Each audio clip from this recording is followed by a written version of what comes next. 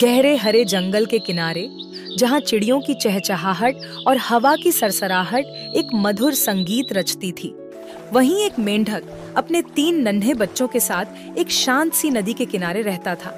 उनका जीवन बहुत सरल था। हर सुबह सूरज की किरणों से जागना, नदी में तैरना, कीड़े मकोड़े खाना और शाम होते ही पेड़ों के नीचे आराम करना था। मेंढक अपने बच्चों की आंखों में हीरो था। उसका शरीर बाकी मेंढकों की तुलना में थोड़ा बड़ा था और इसीलिए वह अपने आप को सबसे शक्तिशाली समझता था। वह रोज बच्चों को अपने साहसिक किस्से सुनाता, कैसे उसने सांप से मुकाबला किया।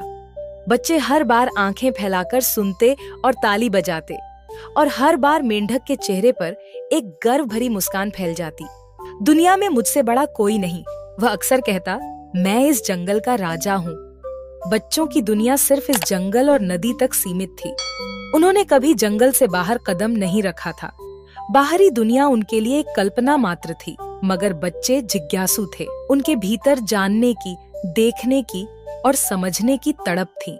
एक दिन जब मेंढक किसी चट्टान की छांव में सो रहा था, उसके तीनों बच्चे धीरे धीरे नदी किनारे से आगे निकलते हुए जंगल की सीमा पार कर गए। चलते चलते वे एक ऐसे स्थान पर पहुंच गए जहां हरे भरे खेत फैले हुए थे और हवा में मिट्टी की सौंधी खुशबू घुली थी। यह गांव का इलाका था। तभी उनकी नजर एक विशालकाय जीव पर पड़ी। वह एक बैल था जो खेत में मस्त होकर घूम रहा था।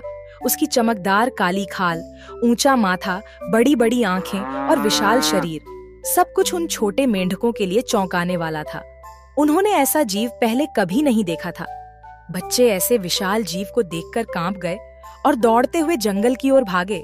घर लौटकर वे सीधे अपने पिता के पास पहुंचे, जो अब भी अपनी नींद पूरी कर रहा था। बच्चों के चेहरे पर भय और हैरानी थी।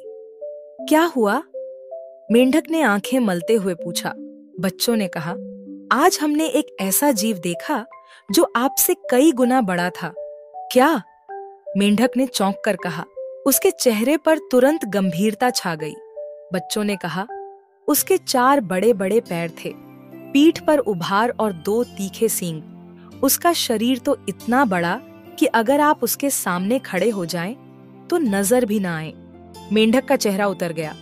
वह जो हमेशा खुद को बच्चों के लिए नायक समझता था, अब खुद को उनके सामने छोटा महसूस करने लगा। उसकी छाती में अहंकार की चुभन उठी। वो कितना बड़ा था? मेंढक ने पूछा और साथ ही धीरे से हवा खींचते हुए अपने शरीर को थोड़ा फुला लेता है। उससे भी बड़ा, बच्चों ने कहा।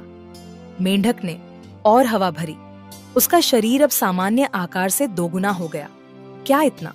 नहीं, इससे भी ज्यादा, बच्चे बोले।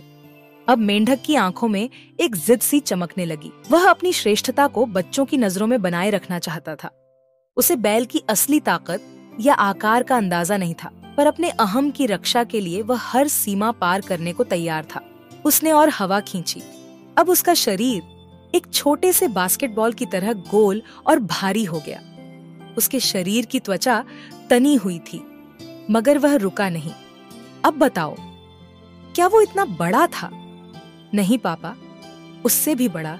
बच्चे अपनी बात पूरी भी नहीं कर पाए थे कि मेंढक ने एक लंबी सांस ली और इतनी अधिक हवा भर ली कि उसके शरीर की कोशिकाएं उसे संभाल न सकीं। एक तेज धमाके जैसी आवाज हुई और मेंढक का शरीर फट गया। तीनों बच्चे अवाक रह गए। वे समझ ही नहीं पाए कि यह क्या हो गया। उनका नायक पिता सिर्फ यह साबित करने की जिद में कि वह दुनिया का सबसे बड़ा जीव है, अपनी जान गंवा बैठा। बच्चों की आंखों में आंसू आ गए। उन्होंने जाना कि सिर्फ बड़ा दिखना ही सब कुछ नहीं होता।